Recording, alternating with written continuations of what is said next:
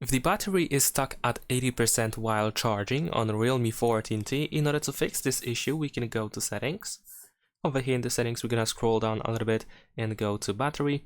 Then over here, go to battery health. And we have two options that can restrict charging to 80%, up to 80%. The main one is charging limit over here, which can actually be enabled automatically by the phone when the device has been charging for too long. So if charging limit is enabled, you can simply turn it off and the device should be able to charge to 100% again.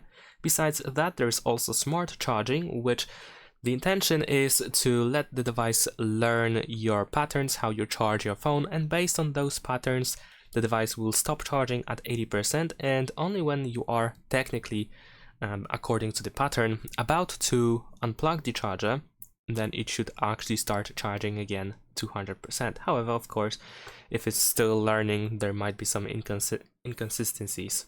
So we can turn off smart charging as well. And that's it. Thanks for watching. Leave a like and subscribe.